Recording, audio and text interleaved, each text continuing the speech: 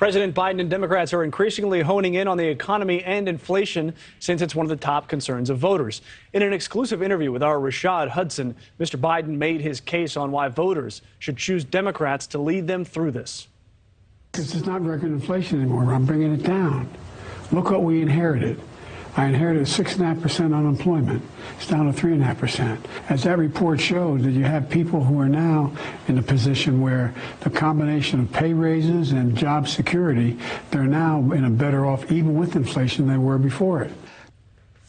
So there were some claims in there we want to fact check. Tom Dempsey is in Washington to do just that. While speaking in Syracuse, the president had a few things to say. He focused heavily on inflation. Let's take a listen. Although it may not feel like for everyone, people's incomes went up last quarter more than inflation went up.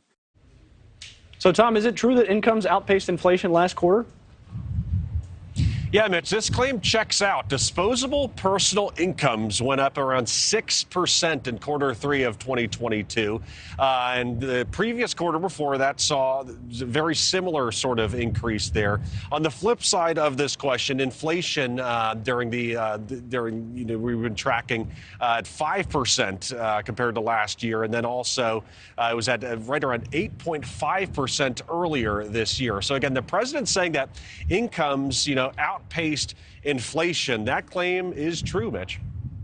And the president also played up yesterday's GDP report. The economy grew by 2.6% over the last quarter. Let's listen to what he had to say about that. Today, the GDP results came out, and the economy, in fact, is growing. In fact, the economy grew at 2.6% rate last quarter. So again, 2.6%. What did you find for this? This is true, Mitch. According to the Bureau of Economic Analysis, real GDP, that's a good measure and a good factor to use when measuring economic growth and economic outlook. And that did go up 2.6% in quarter three of this year. And that was really driven, by increases in things like exports and also consumer spending, and also kind of offset by declines in housing investments. But again, real GDP did go up. So again, this claim by the president, really trying to highlight some of the good things going on with the economy right now. That does include real GDP going up around just over 2.5% in quarter three, Mitch. All right, growth is what we like to see. That is Tom Dempsey. He is live in Washington, D.C. for us this morning.